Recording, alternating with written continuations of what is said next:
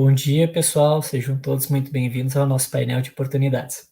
Sou o Diego, coordenador do programa Inovativa, e hoje vou apresentar para vocês 4 grandes nomes do nosso ecossistema inovador do Brasil. A Maria Rita, da Anjos do Brasil, o Marcos Miller, da Darwin, o João Kepler, da Bossa Nova, e o Alexandre Petef, da E271 Consultoria. Então, essa programação do evento do Inovativa Experience, ele tem como objetivo, então, proporcionar essa conexão aí entre as startups e stakeholders do ecossistema de empreendedorismo no país. E o Inovativa Experience também ele foi criado, né, para que os empreendedores participantes dessa etapa final de conexão do programa, mas também é feito aí para todo o público em geral que se interessa pelo tema. Então, nesse painel, a gente vai abordar a conexão com o mercado, então, o cenário de investimentos no Brasil, quais são os caminhos aí para as startups alcançarem. E para começar essas exposições, então, a gente gostaria de apresentar a nossa primeira convidada, que é a Maria Rita. Ela é diretora executiva na Anjos do Brasil, fundadora da MIA Mulheres Investidoras Anjo, professora na FGV de Private Equity, Venture Capital e Investimentos em Startups, membro do conselho da Rede Mulher Empreendedora, da Artemisia, do Grupo Dínamo, e, por fim, não menos importante, também é mestre em filosofia. Então, gostaria de convidar a Maria Rita para complementar essa breve apresentação que a gente fez e também contribuir com a sua perspectiva de investidora anjo, né, sobre o tema do painel.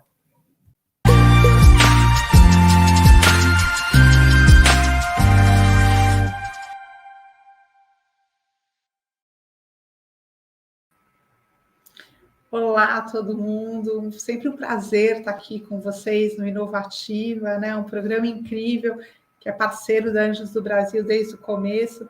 Então, eu adoro poder compartilhar e estar aqui com vocês. O que eu preparei hoje? Preparei um quadro de como é o investimento anjo no Brasil.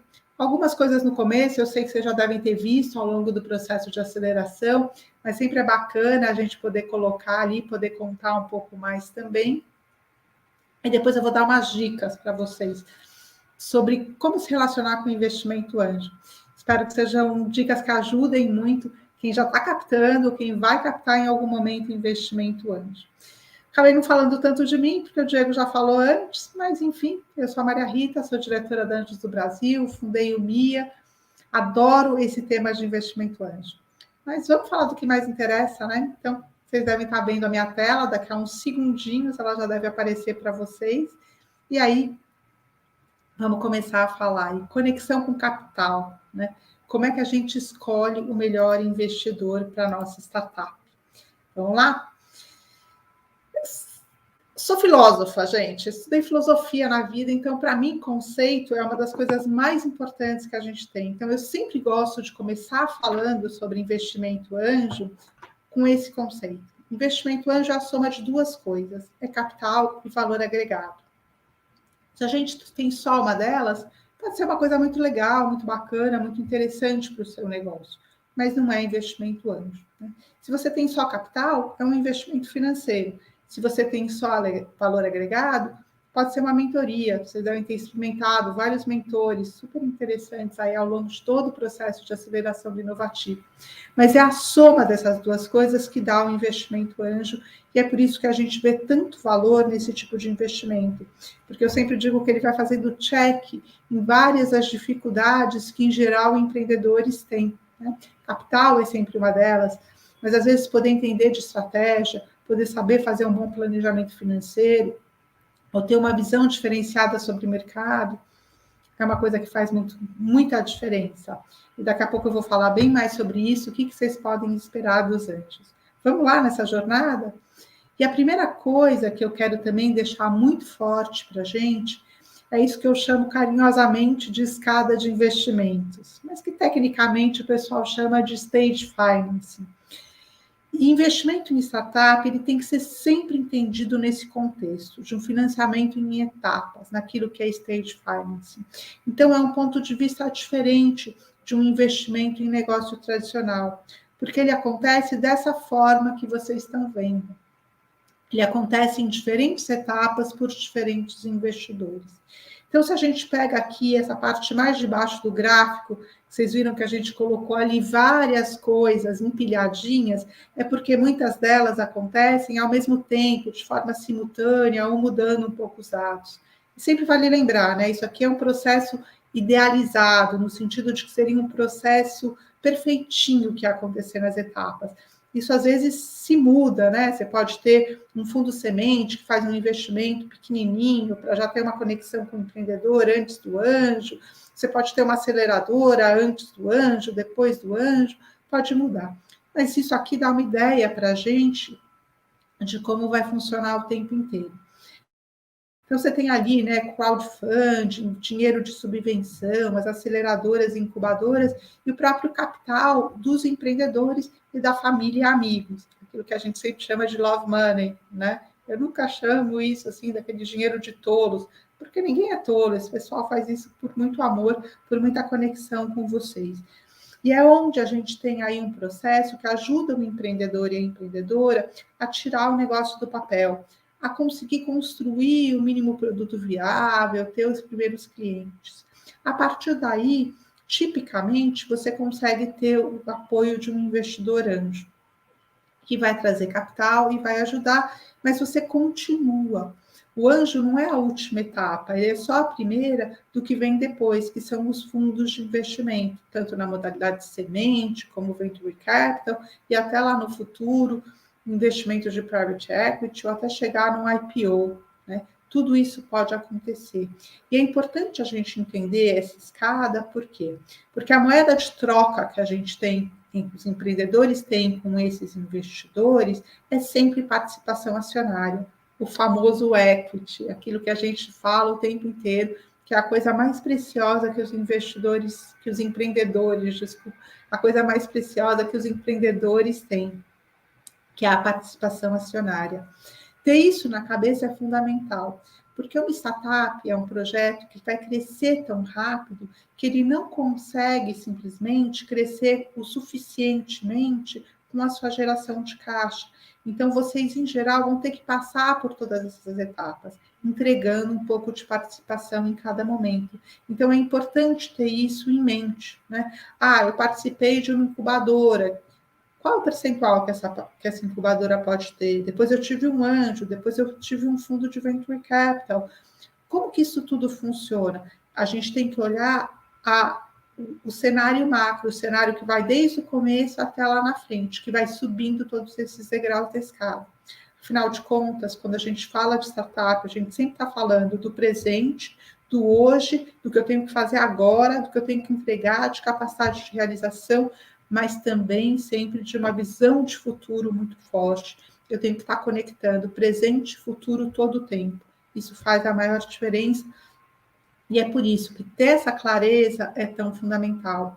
E aí eu trago outro ponto pelo qual eu acho que investimento anjo é tão bacana, porque é ele justamente que faz essa ligação entre duas etapas que são tão diferentes, que é esse começo, quando ainda tem um grupo muito pequeno, às vezes só os sócios fundadores mesmo, e depois quando a gente passa para uma gestão mais profissionalizada, como é a dos fundos de venture capital. E uma coisa que sempre é legal a gente pensar é que esse é um funil muito grande. Né? Isso aqui é um número típico que eu estou trazendo para vocês, não só no Brasil, mas no mundo. De cada 100 startups que o investidor olha, só uma delas é investida. Então, entender bem como esse processo funciona é fundamental para você aumentar essa chance. Ao mesmo tempo, pessoal, a gente está num mundo que está de ponta cabeça. E eu não estou falando isso só por conta da nossa situação atual, né, de uma pandemia, de um mundo que se transformou tanto durante esse último ano. Eu estou falando isso porque a gente já vinha num processo de transformação, no qual a tecnologia estava permitindo que a gente construísse novas empresas, novos processos, novas formas de acesso ao longo do tempo, e realmente a pandemia acelerou muito isso. E nesse mundo de ponta-cabeça, na verdade, para os melhores empreendedores, essa relação é de 1 para 1. O que eu quero dizer com isso? Eu quero dizer que num ecossistema maduro, e o Brasil está cada vez mais caminhando para isso, quem escolhe o investidor é o empreendedor. Se a gente estava lá antes olhando para esse funil normal de um mercado menos maduro, que de cada 100 startups só uma era investida, agora a gente pode e deve cada vez mais estar nesse mundo de que quem escolhe é o empreendedor. E é isso que eu quero compartilhar com vocês. E para fazer isso, para escolher um investidor, vocês precisam saber duas coisas basicamente. A primeira é se você precisa mesmo de investimento, se é esse o momento que você está. E depois, se a resposta for sim, qual é o melhor investidor para você, né? Para o seu negócio nesse momento. Pensar um pouco nisso, parar e refletir é muito importante, porque pode fazer toda a diferença entre o sucesso e o fracasso do teu negócio. E claro que a gente sabe que a jornada empreendedora é tão desafiadora. Se vocês já estão aqui no final desse processo de aceleração inovativa, vocês já investiram tanto tempo, tanto esforço, tanto do que tudo que vocês têm e do que vocês são, vocês querem que o negócio dê certo. Então, parar e refletir sobre isso é muito importante, e não só ir fazendo, né? Vamos, antes de entrar na parte mais de dicas de empreendedor, revisar alguns pontos que são super importantes, né? Por que você deve buscar investimento anjo, né? Qual é o momento? Esse porquê, essas razões estão muito ligadas para esse momento, né?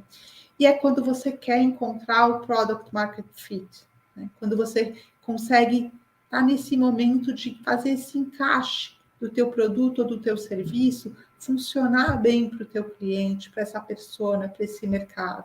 Quando você já começou a fazer isso e precisa refinar cada vez mais, né? Não é só porque você está precisando de dinheiro, porque o teu fluxo de caixa está negativo. Se é só isso, o anjo não é a melhor opção. É um dinheiro para você começar o processo de escalar, né? Não é dinheiro quando eu só preciso pagar salário. Claro que a gente sabe que uma boa parte do investimento que o anjo faz, ele vai para salários, seja dos fundadores, seja de equipe. Mas também é importante a gente entender que esse é um momento no qual os empreendedores também estão investindo, e às vezes investindo com custo de oportunidade. Então, acabam tendo um prolabore, uma retirada, que ainda é mais simbólica, é de sobrevivência. Eu sempre sofro de falar isso, mas é verdade. Porque quando a gente vê alguém procurando aí, fala assim, 90% do anjo vai ser só para pagar salário, isso não vai funcionar. E o resto, né? Como é que eu faço marketing? Como é que eu monto equipe comercial? Como eu desenvolvo isso tudo? É super importante que vocês não estejam no limite do caixa. Quando você está assim no sufoco, a gente sempre escolhe mal. Então, isso não é um momento bom. É bom quando você ainda tem tempo para poder escolher, né? E ele não é um dinheiro que funciona muito bem para que você só desenvolva protótipo, né? Como eu falei, o anjo ele já quer ver alguns resultados e a gente vai falar um pouco mais sobre isso, né? Tem todo um processo para captar anjo, né? Não é uma coisa mágica, não é uma coisa de um segundo, né? Então, você precisa entender esse processo e adequar ele ao longo do tempo, para que você consiga justamente ter esse resultado positivo. Então, você tem que decidir por um investimento anjo. Aí você pode fazer essa análise das suas opções, preparar a sua captação, o pitch, os materiais, aí você pode submeter para uma rede. E aqui eu paro para fazer uma informação super importante, uma dica mesmo, né? E eu não estou falando isso só porque a Anjos do Brasil é a maior rede de investimento anjo. Eu estou falando isso porque é importante para vocês, empreendedores e empreendedoras. Sempre que vocês forem buscar investimento anjo, façam isso através de uma rede de investidores.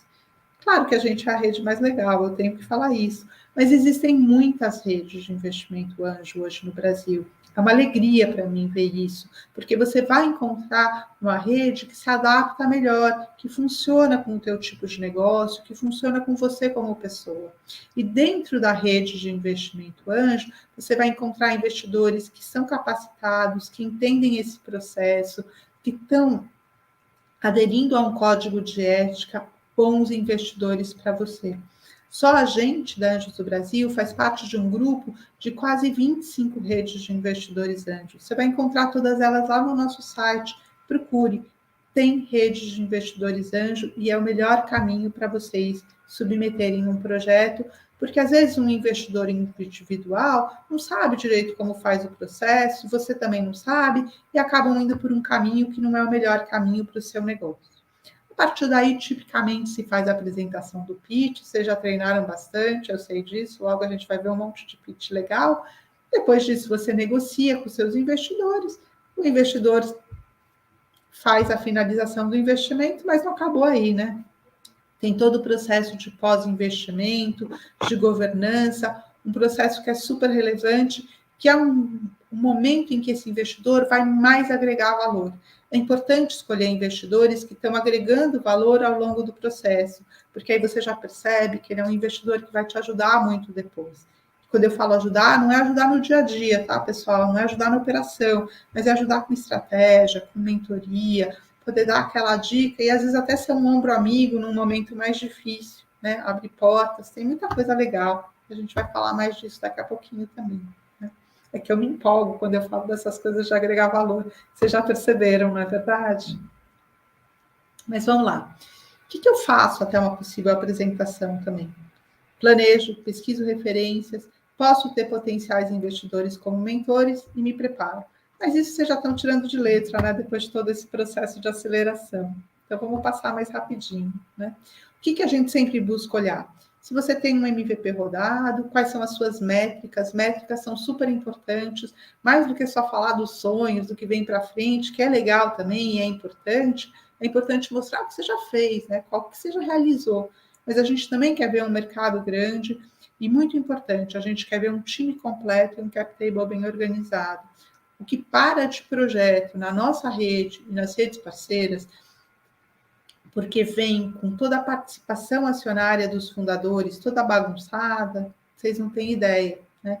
É aquele caso em que você tinha 3 fundadores e aí um deles parou de trabalhar na empresa porque teve uma questão pessoal, não pode mais se dedicar a isso, mas continua lá com os 30% dele, a gente não vai investir num caso desses, né? Ou então tem um fundador que o nome dele não aparece na empresa, mas está o nome da tia do primo. Não dá, gente. Tem que estar organizado.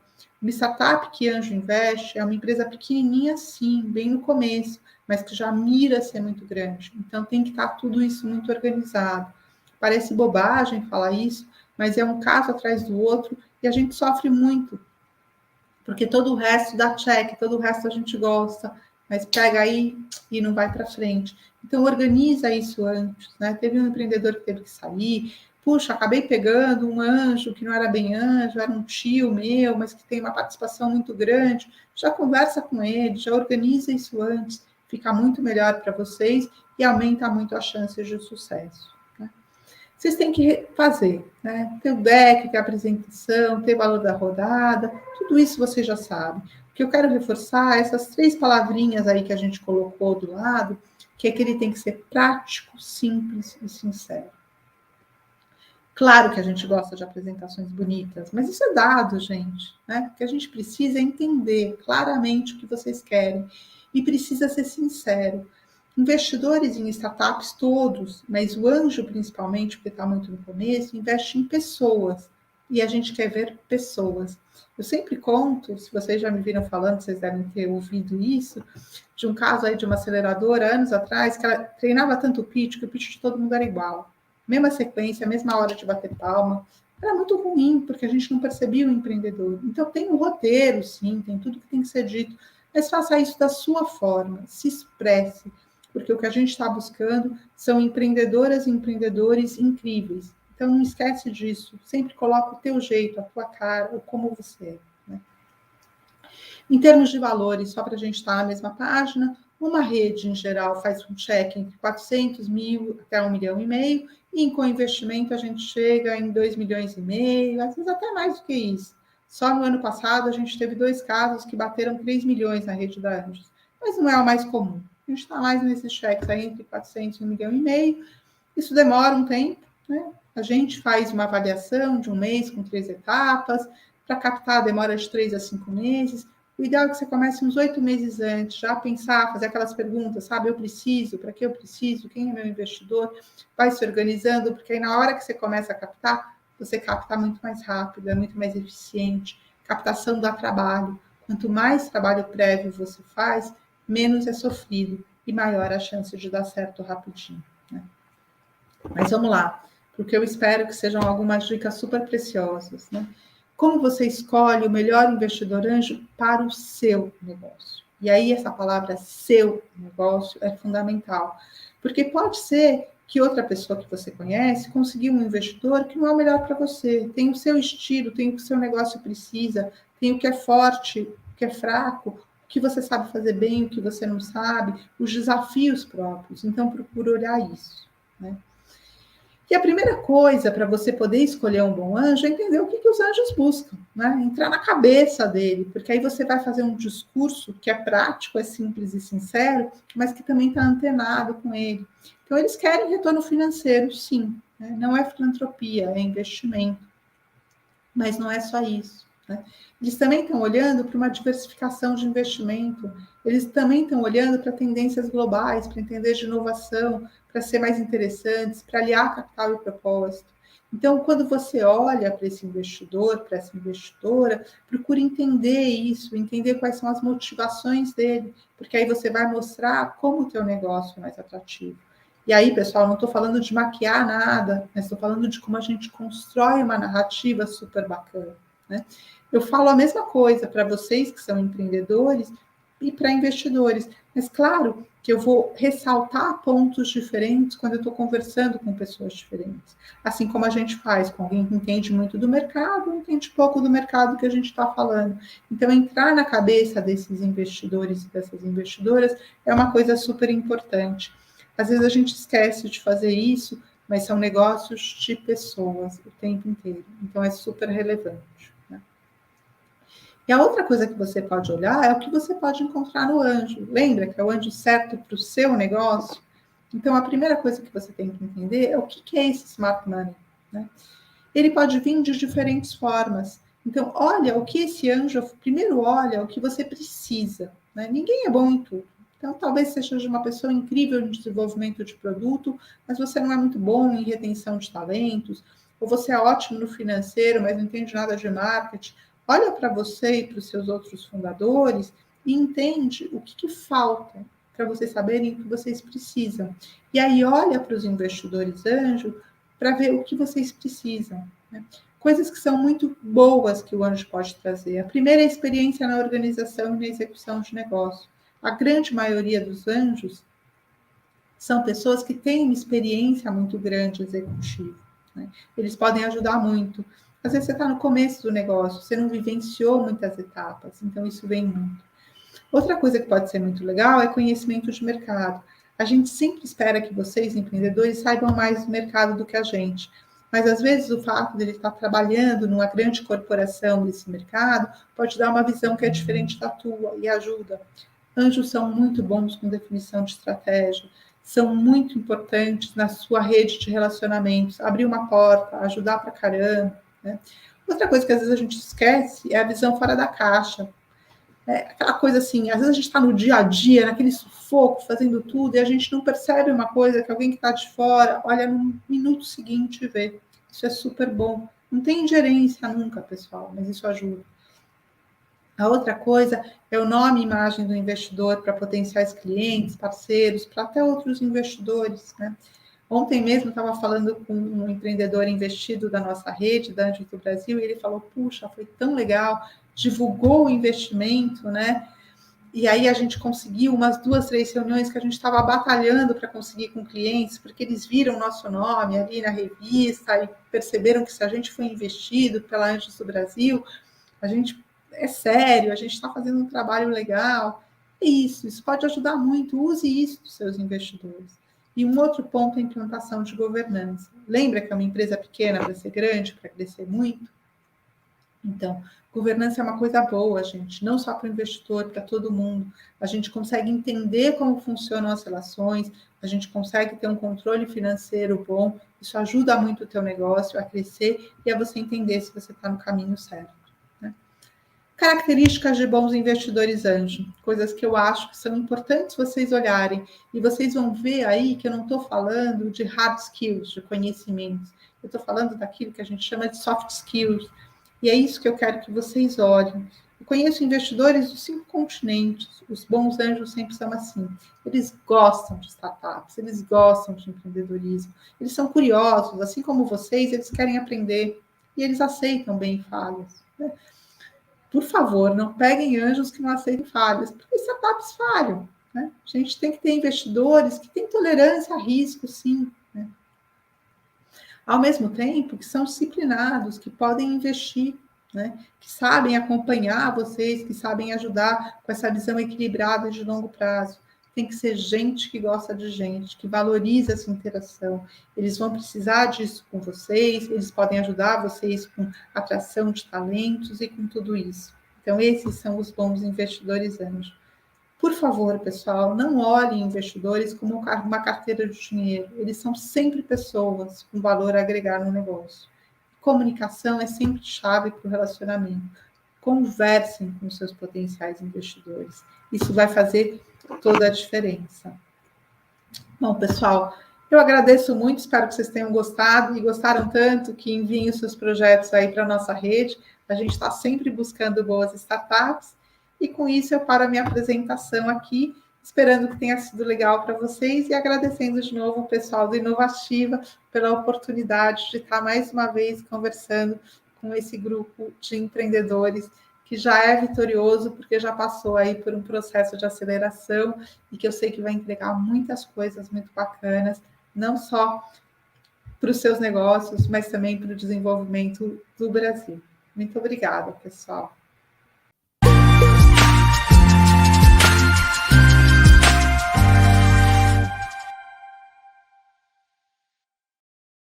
Muito obrigado, então, por compartilhar a experiência com a gente aí, Maria Rita. E dando seguimento, né, agora para o nosso próximo convidado, Marcos Miller. Ele é CEO da Darwin, então um profissional com bastante experiência aí no apoio e investimento em startups, venture capital. O Marcos tem mais de 10 anos aí ajudando startups a crescerem, passando por todo o ciclo de vida da startup, da ideia até a escala. E, Marcos, a gente está super animado aí em saber o que a Darwin aprendeu acelerando aí mais de 100 startups. Então, o palco é todo seu.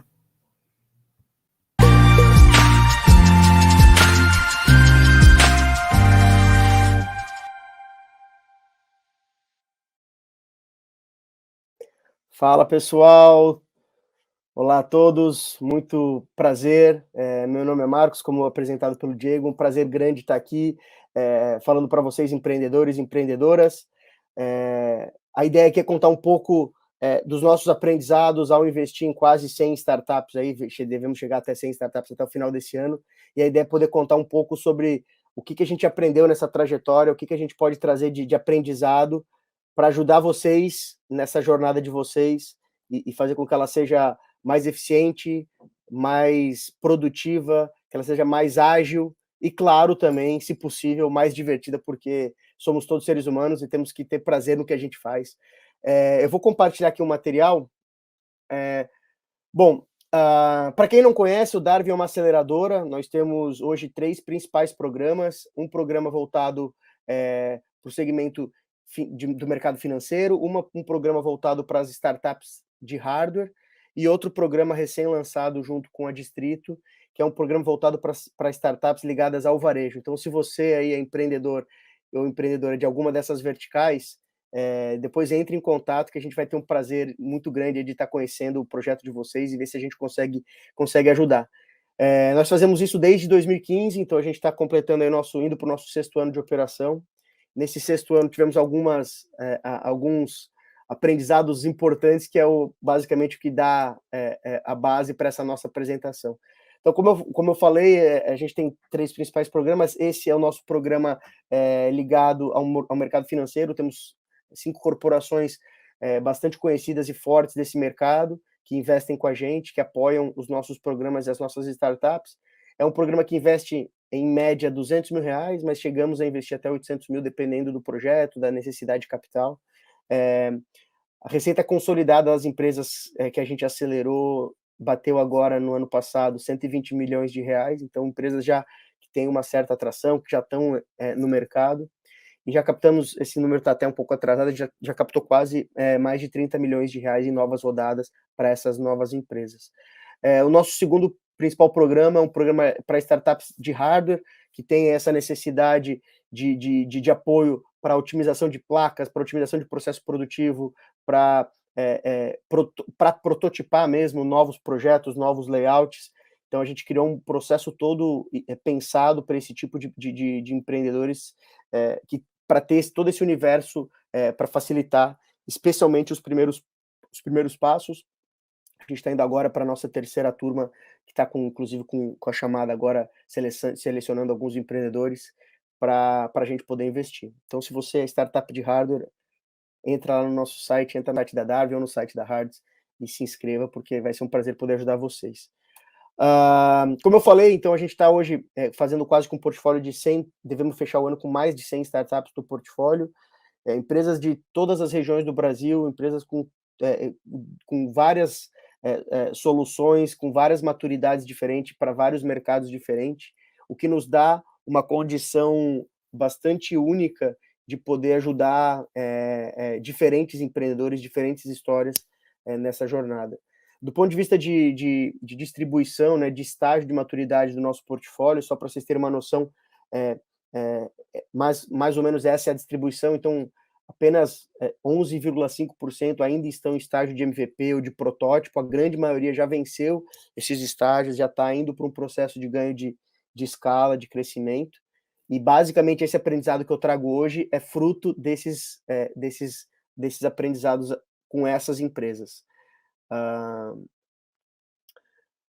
Em termos de segmentos, como que está distribuído o nosso portfólio, grande prioridade ainda é fintech, né? Então a gente, quase 30 startups são desse segmento, seguidos de SaaS, com 15%, e hardware, que é o terceiro segmento que mais aparece.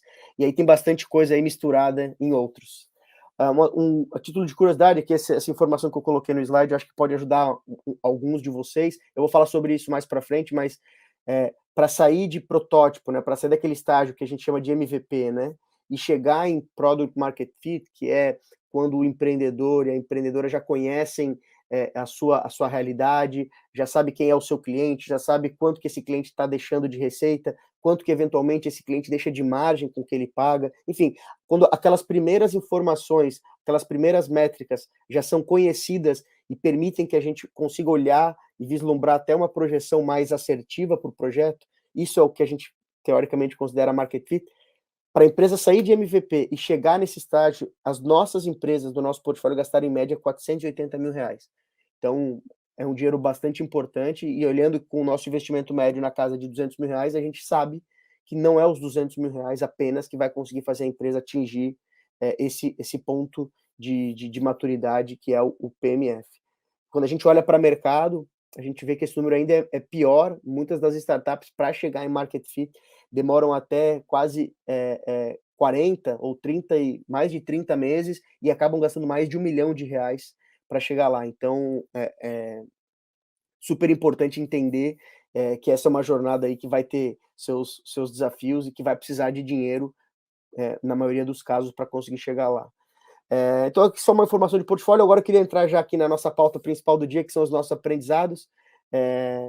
Vou começar aqui falando de um que já é conhecido por todos e que a gente já falou diversas vezes em vários eventos, que é que startups são pessoas. Então, é fundamental que vocês criem uma cultura e criem um ambiente que permita que as pessoas se sintam valorizadas, empoderadas, felizes, e um ambiente seguro para troca de ideia, para troca de opiniões. Isso é fundamental. É fundamental também criar um ambiente que, especialmente nesse início, ele seja trazido e baseado em muita honestidade, né, em muita clareza e muita confiança entre os fundadores, aquelas primeiras pessoas.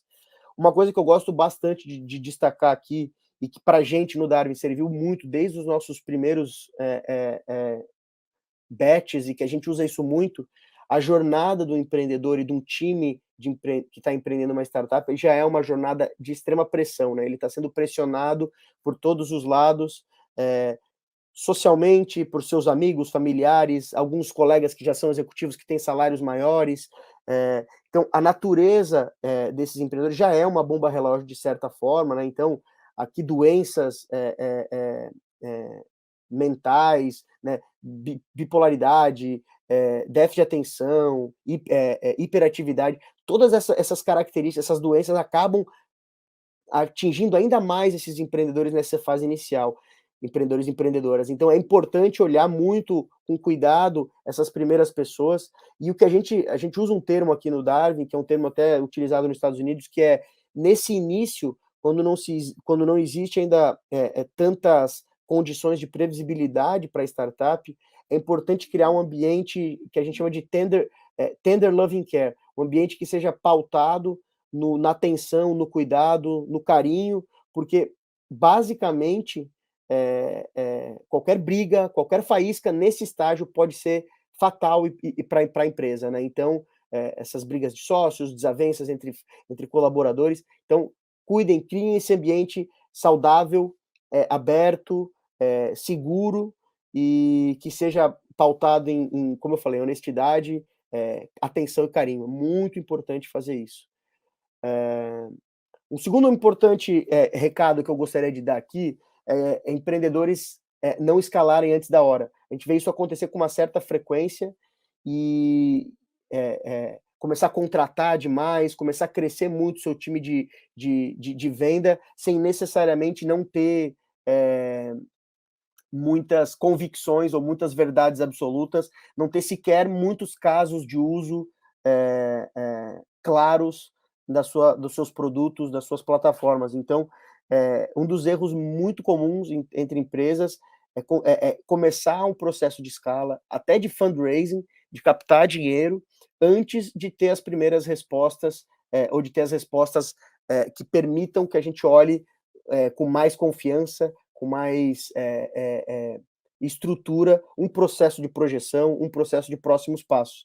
Então, aqui a dica principal é não olhe necessariamente somente o dinheiro que você consegue captar. Hoje, a gente está vivendo um momento no Brasil de extrema liquidez para investimentos, então muitos family offices, investidores anjo, acho que a Maria Rita falou um pouco aqui sobre o mercado, dinheiro no mercado existe, a questão é se você está pronto para captar esse dinheiro e o que você vai conseguir fazer com esse dinheiro. Aí o terceiro aprendizado tem tudo a ver com esse ponto, que é trabalhar o seu projeto numa lógica de que cada centavo que você capta, cada centavo que você traz para esse projeto, ele conta.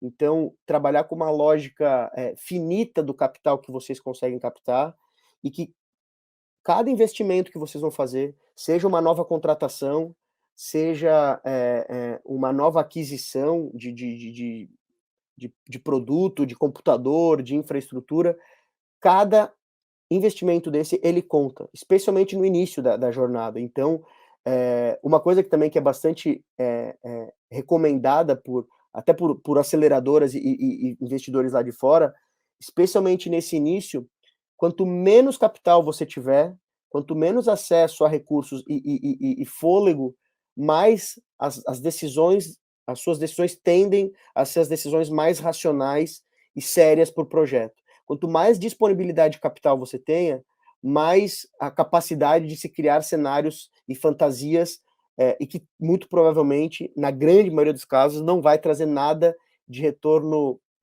prático ou de retorno objetivo para aquele projeto, né? Então, trabalhar numa lógica de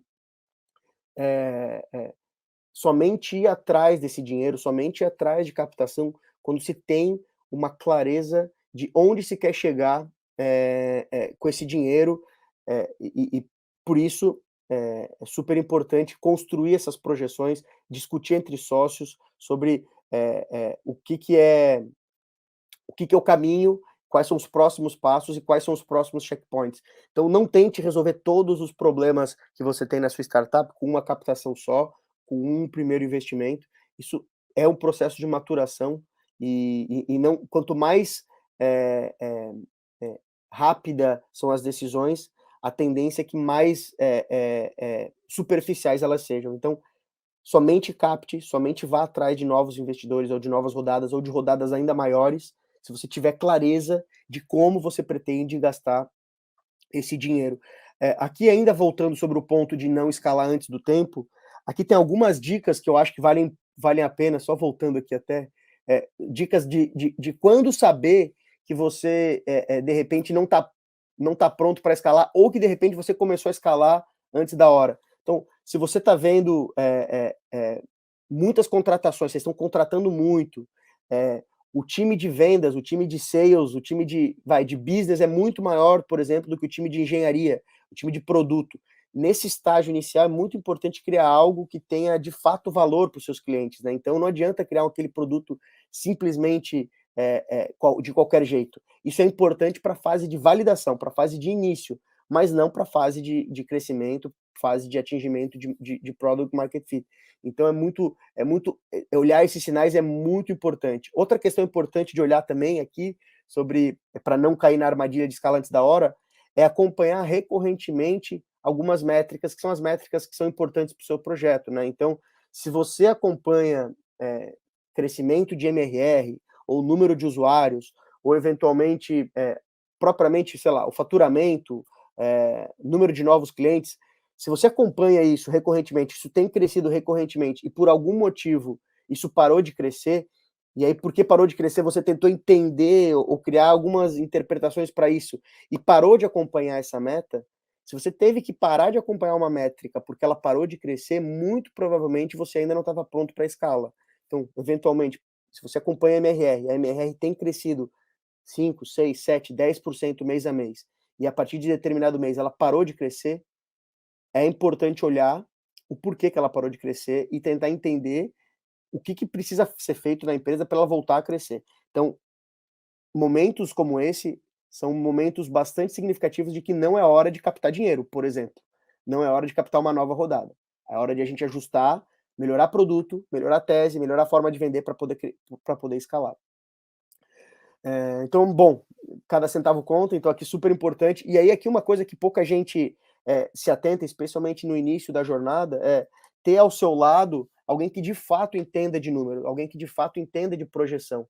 Acho que não precisa contratar aqui um CFO ou contratar uma super consultoria, mas existem várias empresas no mercado, existem vários profissionais no mercado que podem servir e que podem te ajudar a construir essa projeção que de fato quanto vai precisar para esse processo de crescimento. E aqui é importante destacar que dinheiro de investidor, especialmente dinheiro de fundos de investimento, é dinheiro é gasolina para foguete. Existem muitos projetos bons que são ultra rápidos, mas que não são necessariamente foguetes. São carros ultra rápidos, são aviões, mas não são necessariamente foguetes. Investimento de fundos, ele é um dinheiro específico para algum perfil de projeto que tenha chance de crescer de forma muito rápida, muito escalável, num período conhecido ou previsível de tempo. Não é para todos os casos.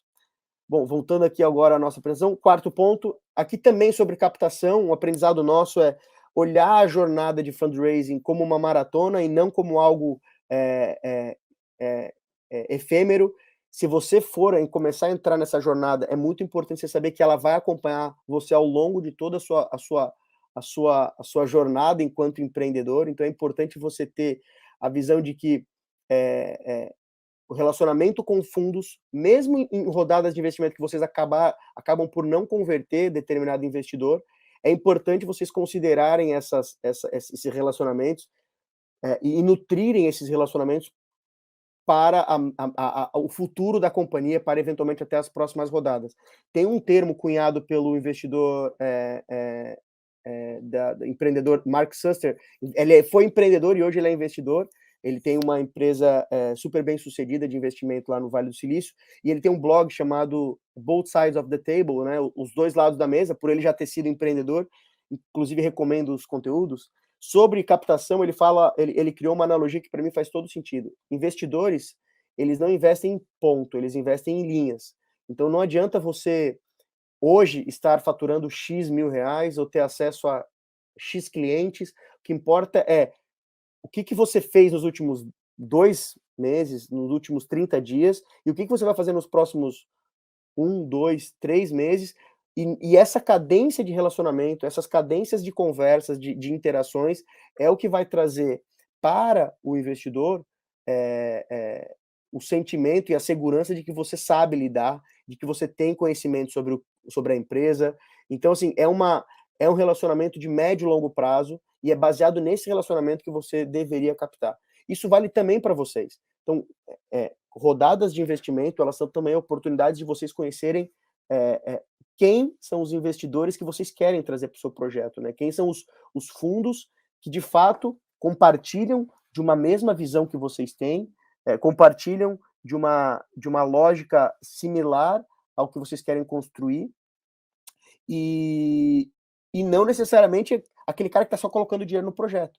Então, fundraising é uma maratona nesse sentido. E também é uma maratona porque, ao mesmo tempo que vocês estão saindo ao mercado para captar, essa galera toda aqui também está captando. Então, todo mundo que está eventualmente assistindo hoje aqui vai estar concorrendo no mercado para estar conversando com os investidores, para estar acessando eventuais canais para chegar nesses investidores. Então, acaba sendo, de alguma forma, também um jogo competitivo de quem chega lá primeiro, de quem consegue convencer melhor aqueles investidores, né? Então, pense nisso. E pense também agora, do ponto de vista de empatia, de que investidores recebem dezenas, talvez centenas de projetos por semana para olhar, para considerar, para analisar. Então, esse é o trabalho deles. Então, olhe sempre nessa lógica. Como é que vocês se destacam nesse processo? Como é que vocês geram um ambiente, uma conversa que seja mais empática, que seja mais que se destaque no meio dessa multidão. Olhem sempre isso. Outra dica importante aqui, nesses fundos que vocês tiveram a oportunidade de conversar, interagir, que abriram as portas para vocês, pegue os contatos e, de forma recorrente, manda reporte, manda highlight do que tem acontecido na operação, mantenha esses investidores atualizados dos acontecimentos, porque isso, como eu falei, gera esse sentimento de que o projeto está avançando, de que vocês não esqueceram deles e de que quando acontecer algo relevante, provavelmente eles vão vir atrás de vocês. O último ponto, e aí é um ponto também muito ligado a investimento também, a gente nunca pode esquecer que quem é o motorista desse projeto, ou a motorista desse projeto, são vocês que resolveram iniciar esse caminho, iniciar essa jornada, vocês que decidiram o destino, e o investidor, ou os investidores, ou o board, ou a corporação que seja, eles estão aqui para facilitar a jornada de vocês, e não para atrapalhar, ou não para mudar o destino. Então é muito importante que vocês, entre founders, entre sócios, discutam isso, discutam para onde é que vocês querem ir, por que de fato esse é o destino, por que esse destino faz sentido para todo mundo. A gente até criou no Darwin um termo que é o mínimo sucesso viável. É importante vocês, empreendedores, discutirem entre vocês qual que de fato é o mínimo sucesso viável para o projeto. 100 milhões? É 200 milhões? É 1 bilhão de reais? Ou é 50 milhões de reais? Ou é 30 milhões de reais? Muitas vezes existe esse tabu no mercado de não, vamos olhar, vamos ser unicórnio, vamos ser uma empresa muito grande, mas às vezes, especialmente para empreendedores em início de jornada, existe um mundo viável de se vender empresas por 20, por 30, por 40, por 50. E em termos de quantidade, esses são os números que mais aparecem, né? São empresas que recorrentemente mais são vendidas, são nessa faixa de valor. E é importante vocês discutirem sobre isso, porque uma vez que vocês tenham minimamente esse alinhamento, não significa que vocês só vão buscar esse valor, né? Nós definimos aqui que o mínimo valor para a gente vender a nossa empresa é, sei lá, 80 milhões de reais. Não significa que vocês vão vender por 80. Não significa também que vocês vão vender por 200, nem por 50, mas é importante vocês conversarem sobre isso e ter esse alinhamento mínimo entre vocês. E por que isso é importante também? Porque é tendo esse alinhamento que vocês vão conseguir entender que tipo de investidor vocês podem trazer para o seu projeto, e que tipo de cheque vocês podem atrair. Se a gente está falando de uma empresa que tem, ou de founders, que entendem que, exemplo, 50 milhões de reais é um sucesso viável para o projeto, não vale a pena você perder tempo conversando com fundos de série A e série B, porque eventualmente esses fundos já estão pagando isso para entrar no projeto, né? Eles já estão pagando 50 milhões ou 30 milhões de valuation para entrar, né, para investir no projeto. Então, se você topa vender por 50, por que o fundo vai estar entrando pagando 50 se daqui a algum tempo pode surgir uma proposta de mercado? Então, é bom você pensar nessa lógica de qual que é o mínimo sucesso viável para o projeto, para você conseguir priorizar que tipo de investidor vocês de fato querem atrair e que tipo de cheque vocês devem atrair. Porque é uma coisa que é meio tabu no mercado, de fato, investidores, por mais alinhados, por mais estratégicos, por mais queridos que eles sejam, na prática eles vão ter que devolver o retorno, eles vão ter que devolver o capital deles para os investidores. Então eles têm que olhar numa lógica de quem tem mais chance de devolver o meu capital, quem tem mais chance de remunerar esse capital. Então é muito importante vocês, empreendedores, saberem, baseado nisso, quem que é o fundo que tem mais chance de gerar mais valor para mim e de eu gerar valor para ele, né? Então, nesse estágio, por exemplo, se você é um primeiro empreendedor que tem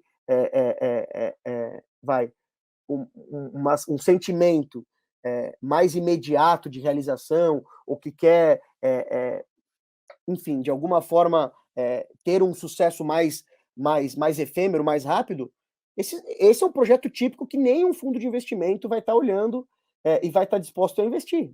Ou poucos, ou somente aqueles que estão dispostos a investir muito cedo. Então, essa aqui é um último aprendizado e é mais conceitual para a gente, quando vocês, empreendedores, quando forem acessar capital, né, a pauta aqui da trilha é a gente falar sobre capital, por isso os aprendizados eles foram um pouco mais puxados para a linha de investimento.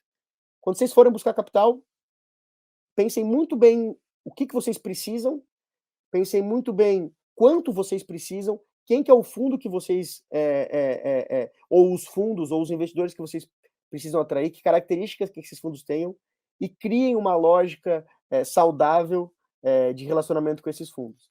Claro, sem esquecer de que do lado dos investidores também são pessoas, né? Então, voltando ao aprendizado número 1, esse ecossistema, ele é baseado em pessoas, em relacionamento, e se eventualmente o projeto de vocês não dá certo, ou o investimento que esses fundos fizeram no projeto de vocês, eles acabaram perdendo dinheiro e tal, isso é da natureza do projeto. Agora, isso tem que ter, na prática, tem que ter gerado um aprendizado e tem que ter sido capaz de gerar um relacionamento para eventuais novos voos, para eventuais novas jornadas. E é isso, esse é um mundo, é um relacionamento de longo prazo, esse é um negócio, o negócio que a gente está inserido é um negócio de relacionamento, e é isso. Se você, por acaso, quiser conhecer mais, trocar mais ideia, vou estar aqui disponível depois dos painéis com meus contatos, e manda e-mail para a gente no Darwin, que vai ser um prazer trocar essa ideia com vocês. Mais uma vez, obrigado, Inovativa, obrigado pela oportunidade de estar falando um pouco sobre o Darwin, sobre os nossos históricos, sobre alguns aprendizados, e desejo para vocês, empreendedores e empreendedoras, muito sucesso, bons ventos, e que esses aprendizados possam ajudar vocês. Um abraço.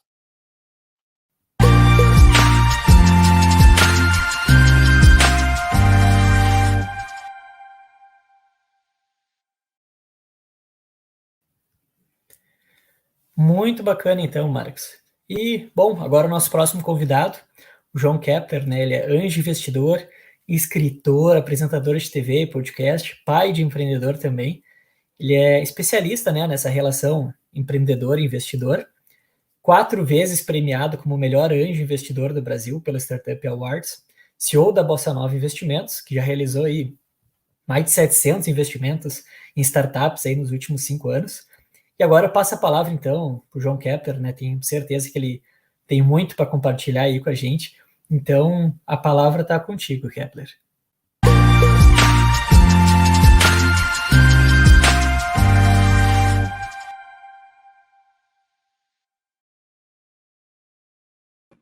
Olá, obrigado, Diego, obrigado, Inovativa, muito bacana estar com todos vocês aqui, parabéns a vocês, empreendedores, que chegaram até nessa fase, a todos vocês que estão assistindo.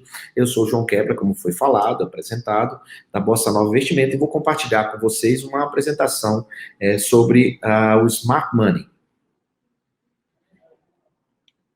Bom, o Smart Money vocês devem saber já o que significa, o dinheiro inteligente, né? Eu faço Smart Money já há mais de 12 anos, investindo em pessoas, investindo em gente. Eu digo que antes de um CNPJ, de uma startup, tem um CPF, né? Eu já fiz diversos investimentos, tenho um programa de TV na Rede TV, está entrando na 3ª temporada no 2º semestre, na Rede TV e na Jovem Pan, e sou autor de 8 livros. Esse livro, o tema Smart Money, inclusive, é tema de um livro Esse livro foi lançado em 2018, é um best-seller. Ele se transformou num manual para os empreendedores entenderem como atrair os investidores, né? Como é que chama a atenção dos investidores e como conseguir dinheiro inteligente para o seu negócio. Então, esse livro ele é muito importante e é base dele, que eu vou falar algumas coisas sobre ele aqui para vocês, tá?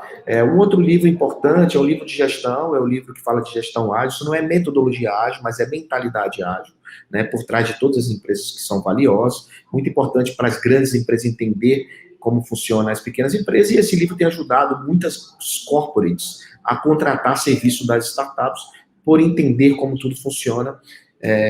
E o último livro é O Poder do Equity, que é na outra via do Smart Money, é um livro que ajuda empresários a investir, empresários, executivos, profissionais liberais, a investir em startup. Então, de um lado tem o Smart Money, que ajuda os empreendedores, do outro lado tem o Poder do Equity, que ajuda incentiva pessoas a se transformarem em investidores anjos. Bom, eu queria começar fazendo uma provocação a todos vocês, perguntando exatamente como pode um negócio que não dá lucro e até prejuízo ter valor. Muitas vezes uma startup ela não dá lucro. Muitas vezes uma startup ela está queimando caixa, muitas vezes uma startup ela tem um valuation elevado, mas isso tudo se respeita às suas rodadas de investimento, que é o que a gente vai ver daqui para frente. Uma pergunta recorrente que eu recebo é por que investir em uma startup, né? Já que o risco é alto. Bom, não é mais modinha, todo mundo tem uma startup no celular, Zoom, Waze, WhatsApp, Instagram, tudo é ou foi uma startup, por conta da inovação, por serem negócios escaláveis e não escalonáveis, são escaláveis, né? Que basicamente são serviços úteis à comunidade, que resolvem problemas. Então, tudo isso vocês já sabem, chegar até aqui, mas basicamente existem riscos altíssimos de investir em startup, mas pode trazer ótimos retornos. Então, as pessoas que querem investir em startup, elas investem, elas sabem do risco, mas elas investem pelos ótimos retornos que elas podem ter, né? E, claro, porque nada hoje é mais rentável do que investir em negócios. A gente está vendo a renda fixa. O Brasil tinha uma geração de rentistas que recebiam todo mês aquele fixo por taxas de juros compatíveis em relação à renda fixa. Hoje em dia, não. O que dá dinheiro é renda variável, né? O que dá dinheiro é investir em negócio. Não só o seu negócio, como o negócio dos outros. Então, todos vocês que têm startups, vocês podem ter certeza que isso hoje é atraente para esses investidores que querem alocar o seu capital não só na renda fixa, mas também querem alocar em riscos, né? E tem mais apetite ao risco, exposição ao risco. E também porque o capital intangível tem muito mais valor hoje do que o capital tangível. Os empresários das antigas queriam saber de mesa, cadeira, terra, imóvel, móvel, queriam isso. Hoje, capital intelectual, que é o que vocês têm, é o que interessa hoje para essas grandes empresas, principalmente para os investidores, principalmente porque são negócios que escalam muito, exponenciam, né? E crescem e aumentam o seu valor. E, claro, o mercado todo está se relacionando com as startups, seja investindo, seja contratando, seja fazendo laboratório interno, hackathon. Então, todos os mercados. Para vocês terem uma ideia, a Forbes fez essa matéria dizendo que 46% das grandes empresas fizeram investimento em startup em 2020. Então, isso é um game changer enorme, né? Todas as grandes empresas. Então, você que está assistindo aqui, você pode ter certeza, a sua empresa pode ser investida por uma grande empresa, sua startup pode ser investida por uma grande empresa, sua startup pode ser investida por um investidor, a sua startup pode prestar serviço para uma grande empresa, a sua startup pode participar de programas dessas empresas, né? Só para vocês terem ideia, Fleury, o laboratório Fleury e Sabin montaram um fundo de 200 milhões para startup de medicina. Então eu podia trazer aqui diversas, centenas de matérias nesse sentido, onde as grandes empresas, todos os bancos, de alguma forma se relacionando. E a consequência disso é que batemos recorde de captação de investimento em 2021, no primeiro semestre, foram 5,2 bilhões de dólares que foram investidos em startups brasileiras nesse primeiro semestre. Apesar de que uma parte de investidores anjos não está, investidores anjos não, pessoas que se intitulam investidores anjos não está emitindo cheque durante a pandemia, a grande maioria dos grupos de investidores estão investindo, então o melhor momento é para agora, né? Nunca se teve tanto apetite para investir em startup como está tendo hoje, né? Cresceu muito, grupos de anjos cresceram 100% da sua capacidade de investimento. Na Bossa Nova crescemos absurdamente. Então toda notícia que você ouvir que investimento anjo caiu, esqueça essa notícia, não é verdade, isso não representa a realidade do mercado, não é assim que está funcionando, pelo contrário, a realidade é esta, que eu estou te mostrando aqui, porque eu me relaciono com centenas de investidores e grupos de investidores que cresceram em 2020, estão crescendo em 2021. Então, que vocês viram uma amostragem pequena com um reflexo que se alguém falou, ou diferente disso, é apenas uma amostragem pequena de quem não está efetivamente investindo, porque não é só porque foi por conta da pandemia, porque não tem cheque para emitir mesmo e não tem apetite ao risco. Então, está aqui o amadurecimento do sistema, do ecossistema empreendedor brasileiro. Vocês podem ver 2012, 2014, 16, 18, 2020, o crescimento absurdo em 2021. Isso vai continuar assim, tá certo, gente? Então, isso não é uma coisa que aconteceu esporádico. Isso está tendo um crescimento absurdo e vai continuar crescendo em mais e mais dinheiro. Essa é a boa notícia que eu queria te dar, que existe um amadurecimento. Bom, a grande força disso tudo é o equity, né? É a capacidade. Aquela pergunta que eu te fiz lá no começo, né? Como pode uma empresa que dá prejuízo? Antigamente era muito difícil o empresário entender essa história do jogo do equity. Hoje todos eles estão entendendo, né? Que o equity efetivamente é aquela capacidade de ter renda eterna. Você investe num negócio pequeno hoje, que amanhã ele pode ser gigante. Isso é o equity. Na sua visão empreendedor, você não pode só pensar no curto prazo, ganhos, lucro, prolabore, dividendos, distribuição de sócio, né? Essa postura sua é uma postura imediatista de recompensa imediata, quando que, na verdade, o que importa é uma estratégia de longo prazo. Você tem que reinvestir tudo para poder crescer o seu valuation, para que lá na frente o investidor que entrou com você ele tenha um ganho de capital sobre o valor investido. Então, é necessário efetivamente ter um pensamento de longo prazo, não só do empreendedor, mas também como dos investidores. É uma espécie de riqueza invisível, né? Uma empresa, ela nasce para crescer, né? Ninguém nasce para se manter ali, nasce para crescer. Então, essa riqueza invisível, que você não vê porque você não está tendo recurso, retirando o recurso imediato, ela cresce de valor. E isso os investidores hoje estão aprendendo a fazer. Flávio Augusto, da Wiser, disse outro dia que uma empresa nasce com algumas opções: quebrar, ser dada ou vendida, né? E eu complemento dizer que fazendo e fazer rodadas no meio do caminho. São essas rodadas que a gente chama de fundraising, que vai fazer toda a diferença no teu processo. Tem empreendedor que diz: eu quero fazer bootstrapping, quero ir com o meu próprio... É bacana. Legal que você consiga no seu próprio caixa. Melhor dinheiro é o dinheiro do cliente, é verdade. Só que se você não fizer rodada de investimento com investidores profissionais, você não cresce na escada. E se você não cresce nessa escada, fica difícil oferir um valuation de venture capital. Você, o máximo que vai conseguir é oferir valuation contábil, só contábil do teu negócio. O que a gente está falando aqui é de possibilidades futuras, de um múltiplo de 5 vezes, 10 vezes o valor investido. Então, tudo começa lá atrás, aqui embaixo, né? Com menos dinheiro e com 0 a 10 anos, o prazo é 10 anos, mais ou menos, para que tudo aconteça, inclusive nada, né? O empreendedor pode crescer e também ele pode ir flat. Se ele for flat, ele é uma empresa normal, e aí a empresa normal pode tranquilamente distribuir dividendos, fazer o que ela quiser, o lucro, gerar prolabore alto e tudo. Quando ela é uma startup, não. Startup ela tem que ter um prolabore de sobrevivência, reinvestir tudo, para poder ir ali no acelerador, investidor anjo, pré-seed, seed, série A, série B, série C, e aí vai até o IPO, que é a oferta pública de ações. Então, a estratégia do equity é reinvestir tudo que ganha, trabalhar em fundraising, possibilidade de fusões e aquisições, pode vender uma participação sua e também, claro, o IPO. Essas são as possibilidades de estratégia de equity. Na visão do investidor, ele pode entrar de sócio, ser seu sócio no contrato social, ou ele pode entrar com uma opção futura, que é onde a maioria dos investidores faz. Ele entra com uma opção futura para que você, lá na frente, o valuation seja bem maior e ele possa, o caixa, a própria tesouraria, os próprios founders recomprarem isso, ou um novo investidor fazer o exit desse investidor anterior. Então, o valuation nada mais é do que o valor da empresa no presente, da startup no presente, e o valor da startup no futuro. As pessoas me perguntam sobre a lógica desse tipo de investimento, e eu quero ser bem claro com vocês. Eu não entro, por exemplo, como investidor, eu não entro no negócio para ter lucro, eu não entro no negócio para ser sócio, para entrar no contrato social, eu não entro nesse negócio para ter dividendos mensais, semestrais, anuais, não quero dividendos. Eu não entro para ter lucro no DRE, né? Claro, lucro lá na frente sim, mas no DRE não. Eu não entro em um negócio que é dependente de um único founder.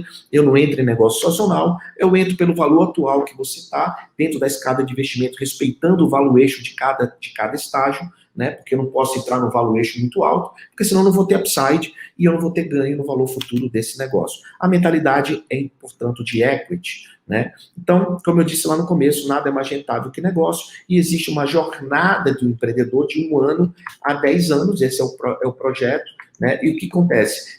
No começo você é uma startup, e lá na frente você pode abrir suas ações e virar uma empresa estruturada. Então a gente tem o early stage, early stage, late stage, até as empresas estruturadas. Você pode ir nesse caminho, ou você pode ser adquirido no meio do caminho, sem problema nenhum. A exemplo, por exemplo, da Melius, uma startup pura, brasileira, que fundou em 2011 e em 2020 abriu a oferta pública de ações, o IPO, em 9 anos. O Zoom abriu em 8 anos. O Uber abriu em 8 anos. Nenhuma empresa é obrigada a fazer IPO, mas é um caminho, e agora a gente tem a Melius, por exemplo. Só para vocês terem ideia do fundraising da Melius, ela começou com um investidor anjo, né, e foi lá seguindo rodada seed, série A, série B, e foi seguindo até o IPO, como todo mundo faz. Bom, a Bossa Nova, ela foi eleita como VC mais ativo da América Latina pela CB Insights, e também nós temos os prêmios da Startup Awards, né, como somos empreendedores que fazemos investimento.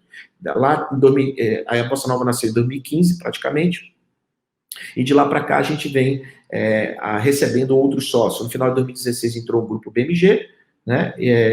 Depois entrou o Thiago Oliveira, que é esse cidadão aqui, que do canto direito, tá aqui eu e o Pierre, né? Entrou no quadro. O Thiago Oliveira, que é um cara especialista em gestão.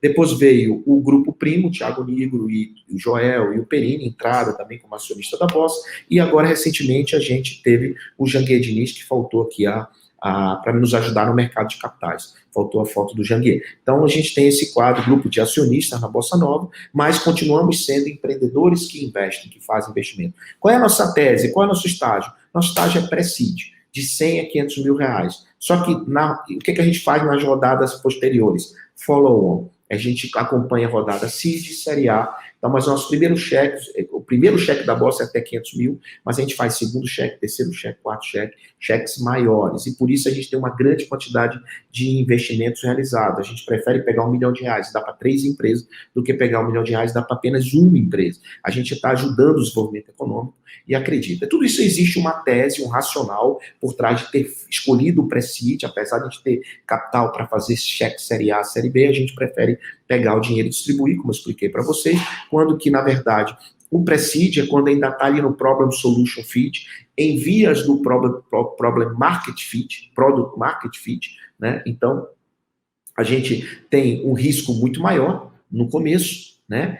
Mas tem um valuation menor. Então, SX acontece no Série A, a gente acredita que nós temos uma oportunidade de maximizar o upside antes do seu valuation da startup crescer muito. Então, é por isso que a gente faz nesse estágio. Então, a Bossa Nova tem uma tese de investimento, e eu convido todos vocês a olhar essa tese. A nossa tese é uma tese bem simples, é uma tese que é B2B ou B2B2C, empresas com startup com mais de 1 ano de faturamento, faturando, obviamente, um conceito totalmente escalável, não dá para ser coisa mais ou menos, e nós não investimos em alguns segmentos, por exemplo, de governo, a gente não investe. Né? Nós preferimos negócios que sejam essenciais para a persona que você quer atender, e para isso definir a persona é muito importante. Nós investimos sim em negócio de nicho, né? Nichos que não sejam tão pequenos assim, mas a gente gosta de investir em nicho. Negócios que tenham recorrência, tipo software como serviço, fidelidade, que tem uma causa, que aí entra o impacto ESG, né? E também um time muito forte, principalmente um time fundador forte. Não tem problema se uma startup de um homem só, desde que ele tenha a noção exata que ele precisa de competência complementar e contratação desse processo. Nosso processo de investimento ele é muito simples, nós temos um time de operacional muito grande que seleciona, a gente tem uma boca de funil enorme, baseado na nossa tese, baseado nos nossos segmentos que a gente tem, nós temos alguns fundos segmentados, o empreendedor é chamado para fazer o pitch, a gente tem um comitê vertical por especialidade que decide se vai aportar ou não, eu faço parte dele, depois, decidindo o gol, a gente vai para uma due diligence, que ela funciona muito, hoje, cada dia mais rápido, e depois a startup entra na nossa rede Bossa, que é o nosso maior ativo, é a nossa comunidade. Eu digo, quer saber quem é a Bossa Nova? Pergunta para um empreendedor que recebeu o investimento da Bossa Nova. E na sequência entra um processo de Smart Money, que é esse apoio, essas conexões, né, treinamento, capacitação, encontros, meetings, etc., até, obviamente, a gente tem uma área hoje de M&A e exit, que a gente tem uma estrutura, uma diretoria, inclusive, que te ajuda a fundraising e também, ou seja, a gente leva a startup para o próximo nível e leva a startup até o exit, sem precisar o empreendedor ficar só focado nisso e ele foca no negócio dele. Bom, o impacto nosso no mercado nesses últimos 5 anos é de mais de 700 startups investidas e mais de 900 investimentos. A diferença é que uma startup recebe mais de uma vez cheques, né? Nós temos investimento no Brasil e fora do Brasil, temos investimentos diretos e investimentos indiretos em fundos Série A. A gente investe, como é o PI, Astela, Domo, DGF, Fundo Sul, Cataly, Endeavor e etc. Tá? Então, por que a gente investe nisso? Para poder levar a startup para o processo de fundraising. A Bossa Nova ela vem acumulando exits e retornos sobre o capital investido. Nós já temos 37 saídas em 5 anos. Né? Esse é um número incrível, um dos recordes brasileiros. Né? Então, só para você ter ideia, a gente... só que os últimos, né, recente, vendemos a Locoweb, vendemos a Melhor Envio para a Locoweb, vendemos a Kimbo para o BTG, vendemos a S-Market para a Neogrid, vendemos a Smart Hit para a Magalu, Magazine Luiza, e vendemos a Repassa para a Lojas Renner, o último anúncio. Então, assim, fora vários outros, que é só um overview geral para vocês, que está aqui o nosso resumo, né, desses exits. A gente tem, em 2 anos e meio, nós temos um múltiplo de 7 vezes o capital investido, né? Então, isso somando todos os exits que nós fizemos, dá isso. Bom, pessoal, você que é uma startup aqui, você deve estar pensando, tá, ok, mas como é que funciona essa história do Problem Solution Fit? Essa setinha até o mercado, a operação, a gente chama de Problem Solution Fit, só que a gente só investe quando o negócio está validado e em desenvolvimento. Preciso estar com o meu software pronto para receber investimento da bolsa? Não. Você tem que estar validado, ter clientes pagantes, isso é que precisa. E logo depois disso, você pode, após o investimento investimento da bolsa, você vai rampar, crescer. Na jornada de um empreendedor, na jornada de qualquer startup, ela funciona dessa forma. Depois que ela entra no mercado, existe uma imediata evolução e uma audácia, né, desse empreendedor, de quem empreende no Brasil, empreende em qualquer lugar do mundo. Logo depois ele escolhe se ele quer receber investimento ou fazer bootstrap, e aí ele não cresce imediatamente, vai para a tração. Todos passam por esse ciclo, né, que é o limbo, né, que ele cai aqui no limbo, né, depois do investimento, ou depois ele tem falhas, porque ninguém é perfeito, depois o empreendedor ajusta a falha, a startup começa a ajustar as falhas, e aí esses ajustes começa a faltar dinheiro, começa a ter problema, porque demorou muito tempo ajustando, e aí eu vou focar em produto, vou focar em mercado, vou focar em marketing, né, tem aquele nervosismo, aquela dificuldade. Alguns passam batido pelo struggle, mas a grande maioria entra struggle, que é aquele momento que o empreendedor diz, putz, o que eu estou fazendo aqui, não é melhor arrumar um emprego?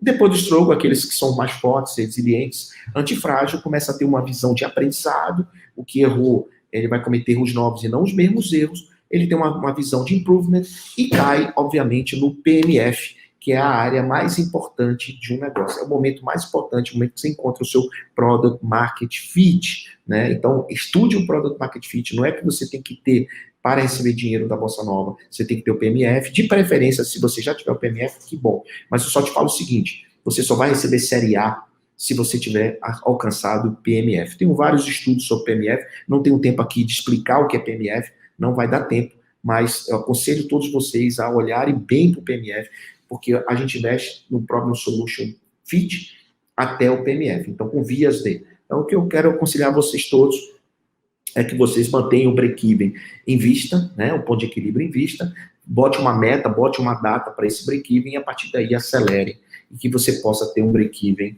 operacional. Bom, pessoal, quem se interessou no que eu falei, tá aí o site, bossainvest.com/startup, não tem esse ponto aqui, tá errado, /startups, aplique, desde que você veja lá nossa tese e que a gente possa estar junto. Então, respondendo a pergunta inicial para vocês, como pode um negócio que não dá lucro e até prejuízo ter valor, acho que agora vocês já sabem, tudo depende do valuation, né? Valuation é quem paga, valuation tem racional nesse mundo de venture capital. Então, é isso. Costumo dizer que se você não sabe fazer, basta colar em quem sabe. Inovativa sabe muito e te ajuda muito a você crescer. Procure mentores, procure pessoas que já passaram por isso, que possam não te ajudar e te dar o caminho, mas possam fazer as perguntas corretas. Uma pergunta bem feita a sua resposta pode ser transformadora e você pode efetivamente chegar aonde você precisa chegar. Quem quiser falar comigo, estou em todas as redes sociais, @João Kepler, tem meu site, tem meu e-mail, e a Bossa Nova está à sua disposição para te atender no que você precisar. Desculpa a velocidade, mas é para respeitar o painel, porque tem outros colegas para falar também, tá bom?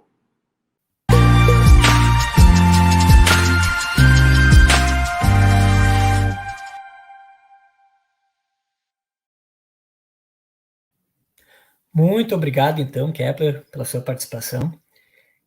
E agora, né, por último, mas não menos importante, o Alexandre Petef, CFA, formado em Ciências Econômicas pela Universidade Federal do Rio Grande do Sul, trabalhou aí por vários anos, né, também com projetos de inovação, empreendedorismo e finanças. Atualmente ele é sócio da E271 Consultoria em Captação de Recursos e na gestora Harbor Capital, né, especializada na gestão de fundos estruturados. Então, agora está contigo, Alexandre.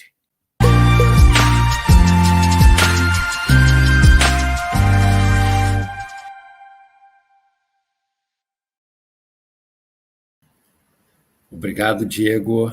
É um prazer estar aqui hoje falando um pouco mais sobre alternativas de fontes de captação de recursos para empresas inovadoras.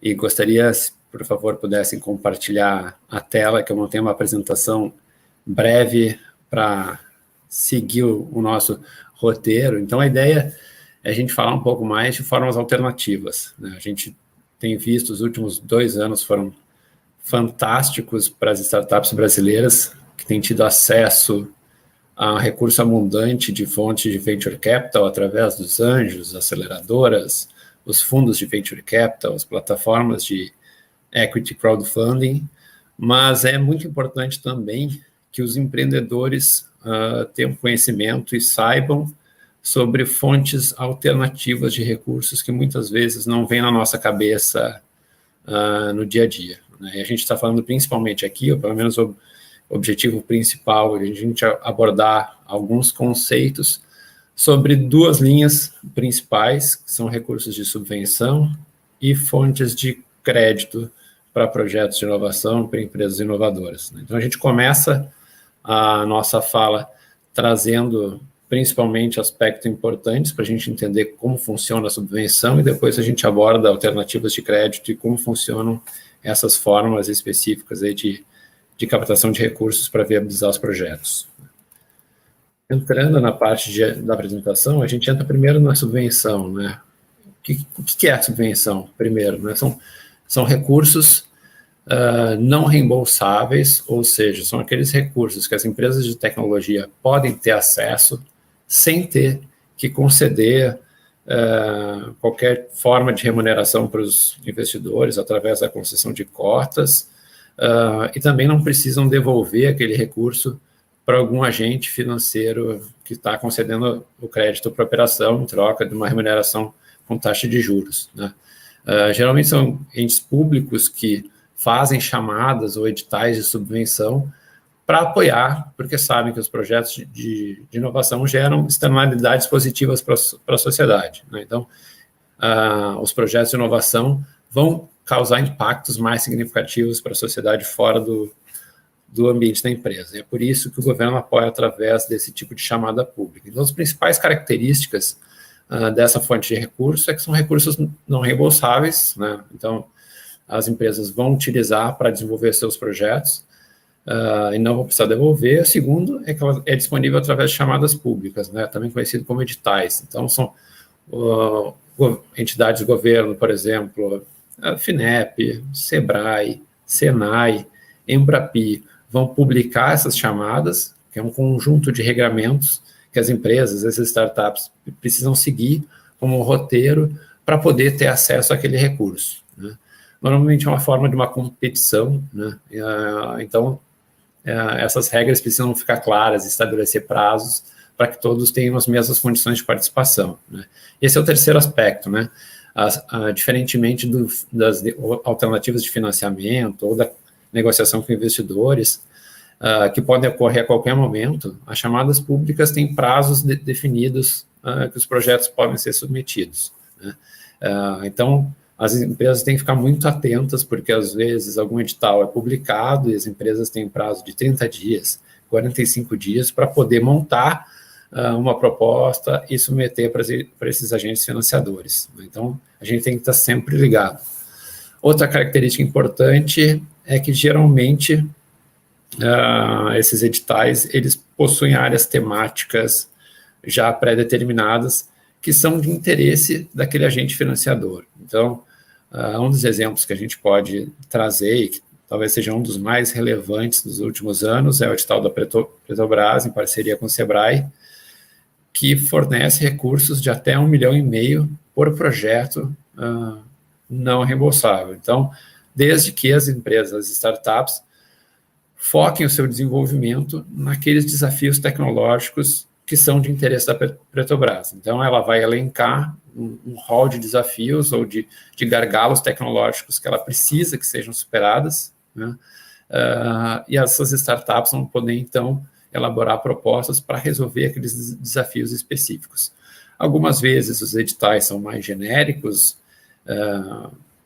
oportunidades como os editais do Tecnova do Sebrae, que muitas vezes elencam grandes áreas de conhecimento, de fintechs, de saúde, startups do segmento agrícola, então acabam sendo mais abrangentes e às vezes são muito direcionados, como esse da Petrobras. Outra característica importante desse tipo de recurso de subvenção é que ele está muito mais focado em financiar atividades de desenvolvimento dos projetos, então atividade de pesquisa e desenvolvimento na parte mais inicial, muitas vezes antes mesmo do produto ter sido colocado no mercado, do que propriamente para grande escala, né? Então, a gente não vai ver editais de subvenção que possibilitem que as empresas usem aquele recurso para adquirir algum concorrente, para levar uma solução já desenvolvida para outros estados, ou com foco da internacionalização de algum produto já desenvolvido. Então, está sempre vinculado com o lançamento de novos produtos no mercado ou produtos significativamente melhorados, né? Então, os editais de inovação, de subvenção para inovação, podem ser direcionados tanto para desenvolvimento de produtos, para novos serviços, para melhoria de processos internos da empresa, ou na própria colocação no mercado de novos modelos de negócio. Outra parte importante é que é uma competição, né? Como o recurso é gratuito, entre aspas, né? Precisa ficar bem claro, né, que muitas empresas têm muito mais demanda por aquele recurso do que, de fato, oportunidade ou dinheiro disponível na mesa, né? Ainda mais hoje em dia, que a gente tem uma limitação fiscal dos nossos entes federativos, do governo federal, dos municípios, de poder lançar editais de subvenção, né? Então, como é uma competição, ele precisa ser avaliado ou ranqueado, os projetos precisam ser avaliados e ranqueados de alguma forma, né? Claro que cada edital vai ter suas próprias regras, alguns vão ranquear ou vão colocar pesos maiores em um ou outro critério, mas, de forma geral, todos os editais vão olhar, de alguma forma, esses itens que eu trago aqui, né? Primeiro, se o projeto realmente é uma inovação, se ele está trazendo, se a empresa está trazendo para o mercado hoje algo que os concorrentes não trazem, ou que trazem de forma inferior, né? Qual é a maneira nova que essa startup vai estar resolvendo algum gargalo, algum problema de mercado. Então, isso precisa ficar claro. Então, a gente não está colocando aqui, ou não tem grande chance de aprovação, um projeto que for relacionado a fazer mais do mesmo, né? Ampliar uma linha produtiva, melhorar um processo fabril através da aquisição de equipamentos mais modernos, a gente fazer personalização de produtos ou customização de produtos, ou o próprio desenvolvimento de coleções sazonais, que é o caso da indústria de moda, por exemplo. Então, não é isso, né? São projetos que alterem de forma significativa as características técnicas e que resolvam um problema de uma forma mais efetiva do que era resolvido antes. Segundo aspecto importante é risco, né? Não existe inovação sem incerteza sobre o resultado. Então, se a gente sabe de antemão qual é o resultado que a gente vai ter fazendo um determinado investimento, é que aquele investimento não é relacionado com a inovação. Então, para ser algo inovador, a gente precisa ter, a gente não pode ter segurança de qual vai ser o resultado daquilo. Isso precisa ficar bem costurado e demonstrado de quais são esses riscos do desenvolvimento e de que forma aquela empresa de tecnologia vai mitigar esses riscos, né? De que forma ela vai minimizar esses riscos e vai trabalhar para ter maior chance de que aquele produto venha a ter sucesso.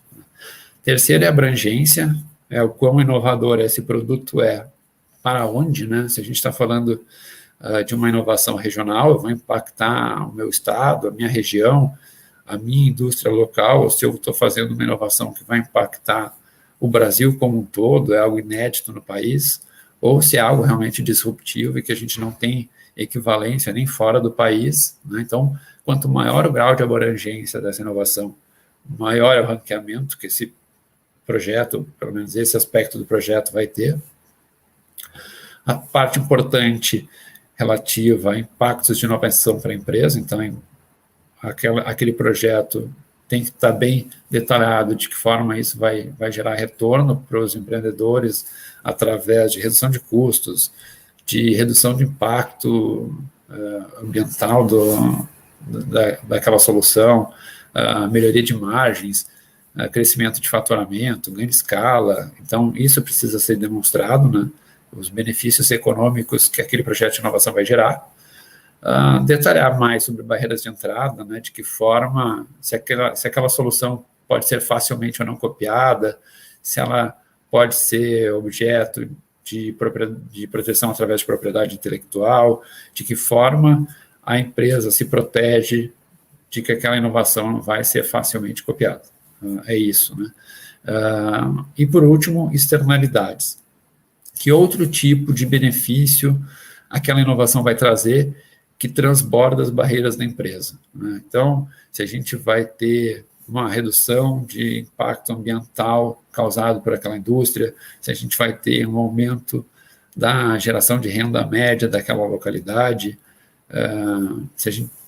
geração de emprego que vai ser causado, potencial interação com universidades e centros de pesquisa para transbordo desse conhecimento. Então, são outros tipos de benefícios que aquele projeto vai trazer para a sociedade que não estão relacionadas com a lucratividade da própria empresa. Dicas importantes em relação à submissão de projetos, né? Primeiro é ler atentamente os editais, né? Essa é uma parte muito importante que muitas vezes os empreendedores não fazem, né? Então, os editais é um conjunto de regramentos e estabelecem documentação básica e obrigatória que precisa ser encaminhada. Então, a estatística é cruel, assim, dos editais de subvenção, muitas vezes, em vários deles, 50% dos projetos não são nem lidos, porque não passam da etapa de habilitação, que é meramente garantir que a empresa encaminhou todas as negativas, contrato social e documentação que tinha sido pedido no edital. Então, esse é o primeiro passo, fazer um checklist de documentação. Segundo, é clareza e objetividade. Então, as empresas precisam entender que o projeto não vai ser pesado, não vai ser contado a quantidade de páginas ou frases, caracteres que escreverem no projeto. As empresas precisam colocar a quantidade de informação necessária para que o projeto seja bem compreendido, né? Então, ele tem que ser feito de forma objetiva. Terceiro, que eu vejo muito nos projetos, é a falta de conhecimento em relação ao mercado, né? E de que forma aquele produto, aquele projeto vai se diferenciar dos concorrentes, porque muitas vezes os empreendedores não conhecem quem são os concorrentes, não conhecem o tamanho e potencial de mercado, então precisa ficar claro de que forma a empresa vai chegar naquele mercado, quais são os canais de distribuição daquele produto, e esse conhecimento precisa ficar demonstrado no projeto. Tecnicamente, né, ela precisa demonstrar de que forma ela vai executar, de forma metodológica, quais são os conhecimentos envolvidos para que ela consiga chegar naquele resultado, né? Mas não de uma maneira tão específica ou numa linguagem tão difícil que um avaliador, muitas vezes, que não é especialista da área, não vai conseguir entender, né? Então, ele precisa ser uma explicação clara. A gente precisa demonstrar por que o projeto é diferente das alternativas que tem no mercado hoje, né? De que forma a gente está resolvendo o problema de uma maneira que os concorrentes não estão resolvendo. Outro problema muito comum em projeto é na construção de metas, né? As metas precisam ser relevantes, importantes para o projeto, elas precisam ser claras e mensuráveis, né? Mensuráveis tanto de forma quantitativa quanto de forma cronológica, né? Em quanto tempo eu vou levar para atingir determinado objetivo, que é fazer X protótipos em relação a um determinado produto, né? Então, ela não pode ser construída de forma totalmente subjetiva e sem prazo de execução. E demonstrar, né, que a empresa baseia suas decisões, tanto estratégicas quanto de construção do projeto e de justificativa do projeto com base em dados e com base em indicadores, né? Então, sempre que as empresas forem submeter alguma proposta para projeto de subvenção, a gente precisa ter esses aspectos aí e repassar essas dicas e ter isso em mente. Segunda parte da fala, é um segundo caminho, uma segunda alternativa. A gente nunca diz que existe um caminho ideal, um caminho perfeito, ou a gente ranquear alternativas. Todas as formas de financiar projetos têm os lados positivos e negativos, né? Seja recurso de algum investidor, seja um recurso de subvenção, assim como é no crédito, né? Os pontos negativos de subvenção, apesar de ser um dinheiro de graça, né, é que não está disponível a qualquer momento, né? Não faz sentido que a empresa deixe um projeto em stand-by, pausado, porque não tem algum edital de subvenção aberto. E muitas vezes, estrategicamente, o que eu vejo acontecer, e que é um erro que as empresas cometem, é que o edital, o recurso de subvenção, ele precisa se encaixar na estratégia, no modelo de negócio da empresa, não o contrário, né? A empresa não pode se moldar um projeto, fazer um direcionamento estratégico de acordo com a área temática de algum edital, ou de acordo com algum desafio proposto. A pior coisa que pode acontecer é o edital acabar desfocando os empreendedores de algo que eles realmente acreditam e de uma solução que eles querem colocar no mercado. Então, não é se jogar em qualquer alternativa de subvenção que aparecer por aí. O crédito, né, que é a segunda parte da nossa fala, é uma alternativa para startups também, e que faz sentido para muitas, mas muitas vezes ele é indisponível para várias empresas que têm um perfil que não seja, ou pelo menos esteja um estágio de desenvolvimento ainda mais inicial, né?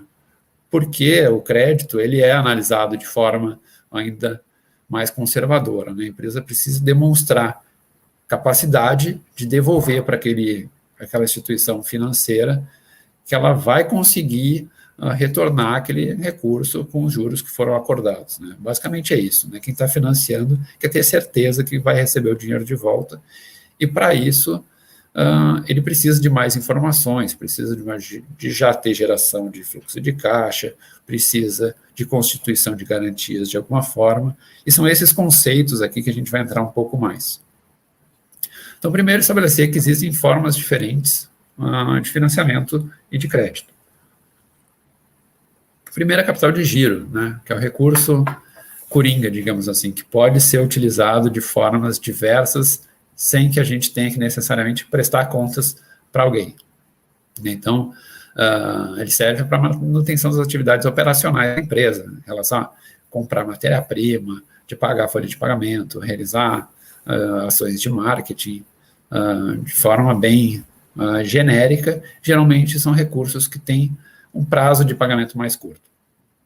Outra forma que o capital de crédito é disponibilizado através de linhas de financiamento para investimento, e aqui a gente está falando principalmente quando eles estão atrelados a algum projeto que visa aumentar a capacidade produtiva através de construção de uma unidade fabril nova, através de uma montagem de uma linha produtiva, de construção de uma sede, é mais intensiva em capital, em ativos tangíveis aqui, né? Terceiro, são linhas para financiar projetos de inovação, então são linhas específicas, e o principal órgão financiador de projetos de inovação no Brasil é a FINEP, e os agentes financeiros autorizados a operar pela FINEP, e o objetivo dessas linhas é apoiar o desenvolvimento ou aprimoramento significativo de produtos, processos ou serviços.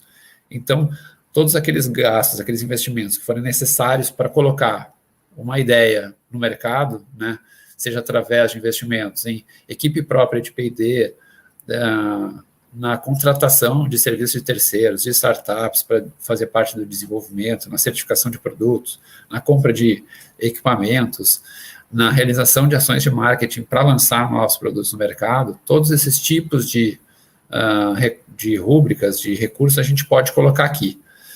A diferença de um capital de giro é que nas linhas de inovação, de linhas de investimento, a gente precisa prestar contas para aquele órgão financiador como a gente aplicou aquele dinheiro, né? Que a gente realmente usou aquele caixa que foi disponibilizado para fazer o desenvolvimento daquele escopo que a gente contou ao longo daquele projeto que foi encaminhado. Financiamento para sustentabilidade também tem essas características de estar vinculado em algum projeto, mas aqui ele é focado na redução de impacto ambiental causado pelas empresas, né? Seja através da elaboração de projetos de geração de energia fotovoltaica, seja através de projetos de biomassa ou estação de tratamento de efluentes. Todos esses projetos que, de alguma forma, vão reduzir o impacto ambiental. As etapas de uma linha de financiamento, a gente precisa primeiro identificar as necessidades da empresa, né? A gente precisa, para que a gente consiga escolher a melhor opção de acordo com as nossas necessidades. Se é um projeto de inovação, se a gente precisa comprar matéria-prima, se a gente precisa fazer um investimento numa sede nova. Então, essa é a primeira etapa para conseguir direcionar as linhas adequadas. A terceira parte bom, fazer contato com os agentes financeiros, depois das linhas escolhidas, para entender o que é a documentação necessária. Fichas cadastrais, documentos dos sócios, documentos da empresa, para que a gente consiga cadastrar a operação. O agente financeiro vai fazer uma primeira etapa de análise de crédito, que ele quer entender, basicamente, se a empresa tem condições, né, de assumir aquele compromisso financeiro que ela está assumindo, se ela vai ter condições de pagar as parcelas que foram acordadas daquele financiamento. E estabelecer um limite de crédito, né, quanto que aquela empresa vai conseguir captar junto com aquele agente. R$100 mil, R$500 mil, R$1 milhão, que vai depender de muitas coisas, da desalocatividade, da geração de caixa, do patrimônio líquido, de garantias disponibilizadas, dos sócios, etc. Quando a gente fala em projetos de investimento, inovação, sustentabilidade, também é feita uma análise de mérito, né, no sentido de que a gente precisa avaliar se aquele projeto que a empresa está submetendo para aquela operação de financiamento realmente é relacionado a um produto inovador, ou se reduz o impacto ambiental, de que forma isso é feito, com um cronograma físico, financeiro, daquele projeto. Então, vai além da análise da capacidade de pagamento, mas também se o projeto se enquadra no objetivo da linha que foi criado. E a última etapa é a contratação, né? A contratação do financiamento e da formalização das garantias, né? Que talvez seja, principalmente para empresas de base tecnológica, o principal gargalo no acesso a crédito, principalmente junto com bancos de fomento e bancos públicos, né? E a garantia, ela é o quê? É um conjunto de bens ou direitos que o banco, né, o agente financeiro, pode liquidar caso a empresa não consiga pagar o financiamento contratado, né? Então, é uma forma de garantia adicional que ela tem, além da análise de crédito, que vai avaliar se a empresa tem condições de pagar, de acordo com uma trajetória que ela já tem de negócio. A garantia serve como uma forma colateral, né? Caso ela não pague, o que o banco pode fazer para recuperar aquele investimento que foi feito naquela empresa, né? Então, geralmente, os agentes financeiros vão exigir duas formas, de forma concomitante, de garantias, né?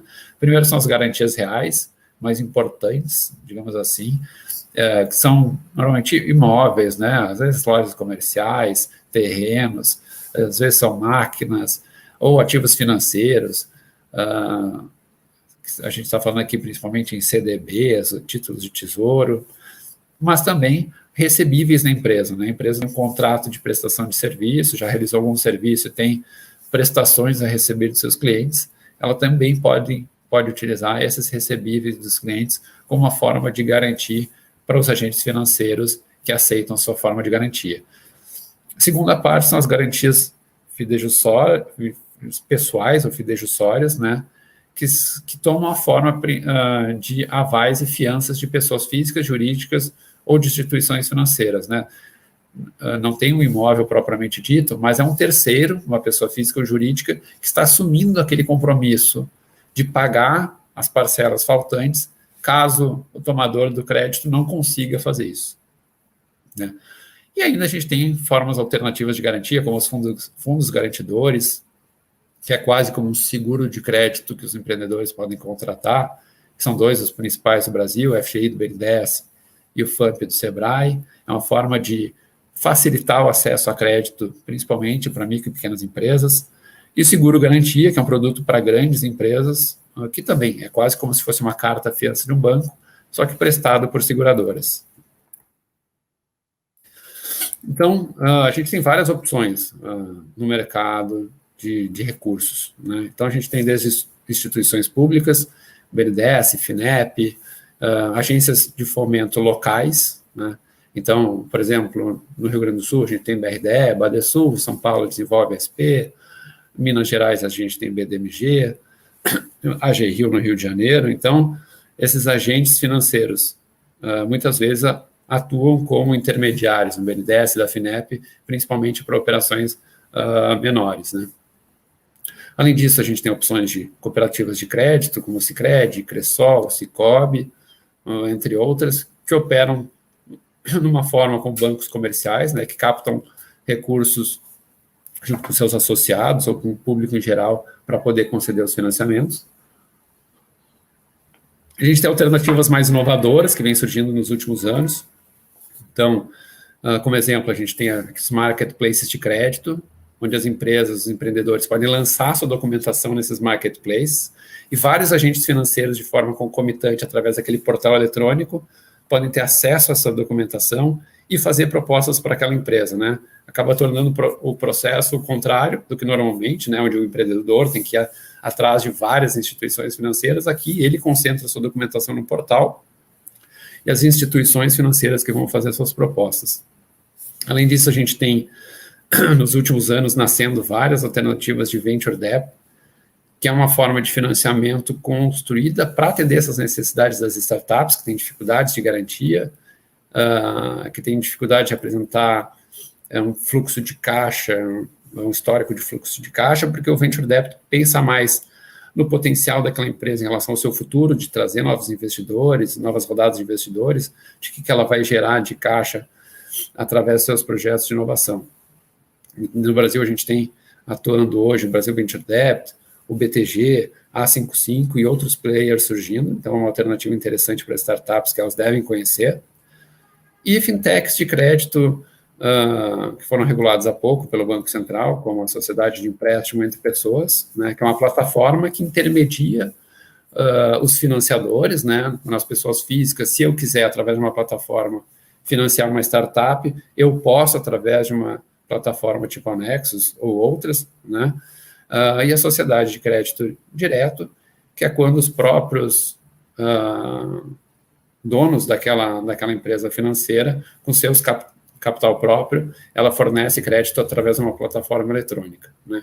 Então, para encerrar, assim, é importante dizer que a gente tem vivido um momento de constante inovação também no mercado financeiro, nas possibilidades de financiamento tanto para as empresas tradicionais, como empresas voltadas para desenvolvimento tecnológico e que não tenham tanto histórico e tantos ativos para colocar num sistema mais tradicional de financiamento.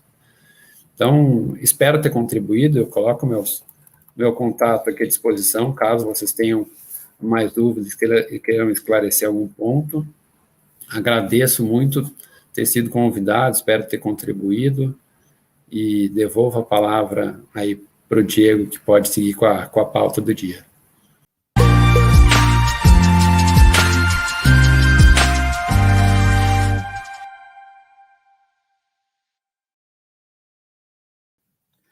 Bom, e com essa fala, então, do Alexandre, a gente encerra o painel de conexão com capital. Então, vocês puderam ver, né, entender um pouquinho melhor sobre esse cenário de investimentos no Brasil. Esses são especialistas do mais alto nível aí, que compartilharam aí com a gente algumas orientações, aprendizados, algumas dicas, e que a gente tem certeza que pode fazer toda a diferença aí na trajetória da startup de vocês. Então, o Inovativa Experience agradece novamente aí a participação de todo mundo, Alexandre, Kepler, Marcos Miller e Maria Rita. E só mais alguns recadinhos finais, então, pessoal. Então, lembrando, né, que a gente tem toda uma agenda aí repleta de programações. Então, logo após agora o intervalinho de 15 minutos, a gente vai ter um momento de workshop com a comunidade, que começa às 4h30. Então, os profissionais voluntários aí da comunidade, eles co-criaram especialmente para vocês. Então, isso vai acontecer agora simultaneamente. A gente vai abordar 2 temas, tá? Que é hack de vendas no digital e como se inserir dentro do ecossistema de inovação do seu estado. Então, vocês podem acessar ali os workshops no painel superior de vocês, tá? Clicando, vocês já vão ser redirecionados para a sala. Super simples. Então, novamente, eu agradeço a participação de todos vocês e a gente se vê depois. Tchau, tchau.